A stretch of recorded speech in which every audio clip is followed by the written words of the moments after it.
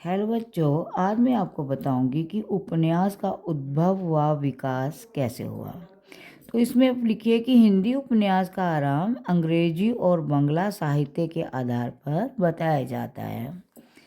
हिंदी के मौलिक उपन्यास भारतेंदु युग में हुआ।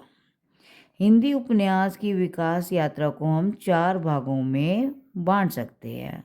प्रथम चरण, ये पहला चरण आएगा भारतेंदु युग का। 1850 से लेकर 1915 तक हिंदी उपन्यासों का प्रारंभ भारतेंदु युग में हो गया था। पहला मौलिक उपन्यास परीक्षा गुरु, जिसे लाला श्रीनिवास द्वारा लिखा गया, शुक्ल जी भाग्यवती को पहला हिंदी उपन्यास मानते हैं। इसी तरह से राधा कृष्ण दास का निसहाय हिंदू, बालकृष्ण भट्ट का नूतन ब्रह्मचारी हिंदी के प्रारंभिक उपन्यास हैं। ज़्यादातर ऐतिहासिक उपन्यास लिखने की प्रथा थी। जयराम गुप्त, किशोरीलाल गोस्वामी ऐसे ही उपन्यासकार थे।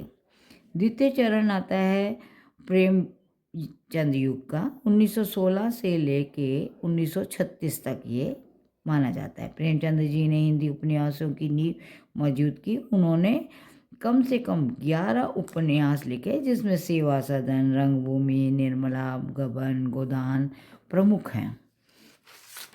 पहला प्रौढ़ उपन्यास जो था वो सेवा सदन था। सबसे बड़ा उपन्यास था रंगभूमि। सर्वश्रेष्ठ उपन्यास था गोदान।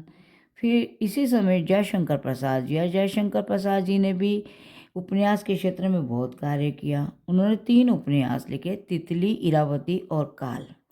इसके बाद तृतीय चरण आता है, ये प्रेमचंद उत्तर युग है, 1936 से लेके 1960 तक।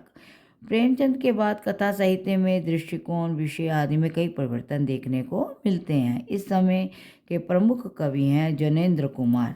प्रेमचंद के बाद दूसरे बड़े उपन्यासकार ये थे।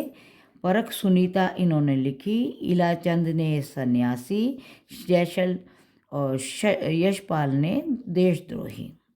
उसके बाद है चतुर्थ चरण, अत्याधुनिक चरण। ये 1960 के बाद का चरण है। इस समय के उपन्यास शैली व विषय वस्तु की दृष्टि से पहले के उपन्यासों से भिन्न थे। इसमें चिंतन की प्रधानता थी। इस समय के उपन्यासकार थे धर्मवीर भारती, उन्होंने लिखा गुनाहों का देवता, नागार्जुन ने बलचंद्रमा। इसी तरह से राजेंद्र यादव ने उखड़े हुए लोग, और महिलाएं उपन्यासकार भी उभर कर आई, जिसमें से एक नाम है उषा देवी मिश्र, कंचनलता, मन्नू भंडारी आदि। इस तरह से आपने इनका उद्भव और विकास लिखना है।